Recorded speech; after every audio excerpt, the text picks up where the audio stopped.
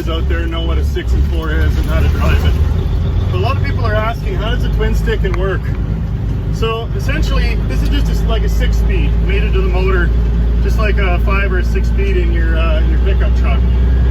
So right now I'm in third, and this is the auxiliary, or the brownie, where you can split all of these 6 gears 4 times. So right now we're in second. The first gear in this is like a horseshoe pattern. So the first gear in this is ultra low, which you don't really use unless you're trying to lift the load and get it rolling. So right now I'm in second. So now I'm going to go to third. So we're basically splitting the third main gear 4 times. And then there's fourth. So we're in overdrive in third gear. But we're still rolling pretty slow. So now I'm going to go to fourth. And then I'm going to bring this back down to second. So that's the thing, is you got to reset it. If you're aware, you know, the newer trucks, they've got all those little air buttons and air splitters. And that's how it all works. It's all inside the main transmission. And all those buttons allow you to split all the gears without having to kind of reset your auxiliary. But that's what the fun of this is. I remember when I had the truck towed home in episode 3, I guess it would have been. The tow truck driver said, oh, 6 and 4. He goes, I know a mechanic that could put an 18-speed in there for you. And I laughed and I said, this auxiliary is why I bought the truck. So now we're going to, again, we're going to start splitting the gears. We're going to start splitting fourth gear.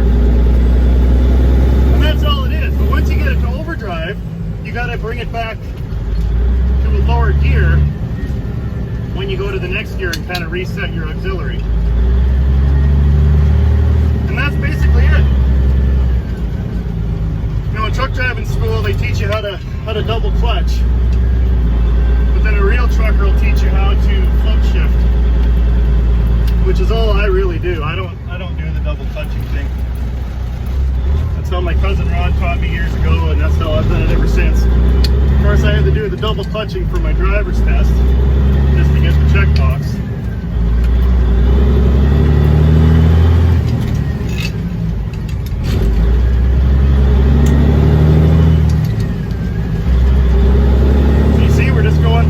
Gears in the auxiliary.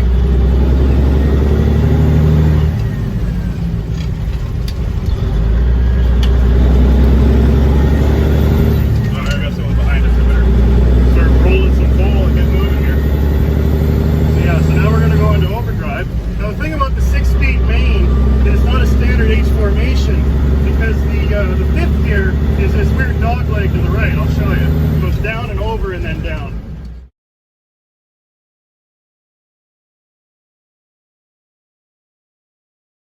I usually like to split it back down again.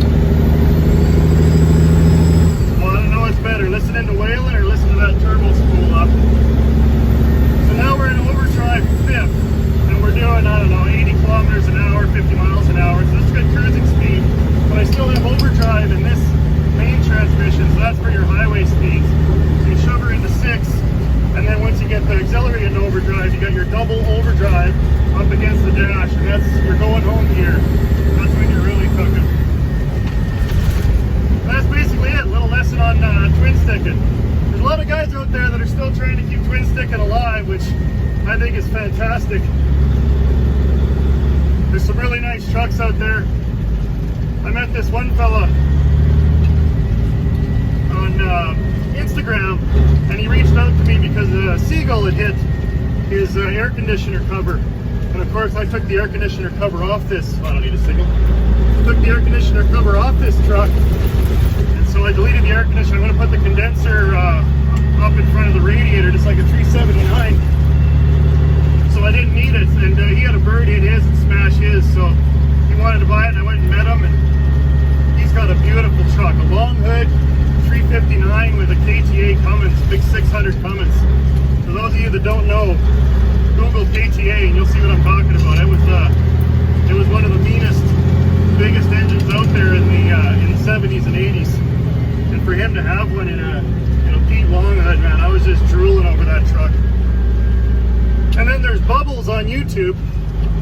Bubbles is another great guy in Ontario, other side of Canada, and he's got a 359 Pete with a 6 and 4. checked him out. He's done some restoration on his, and it's got a really neat Detroit in it.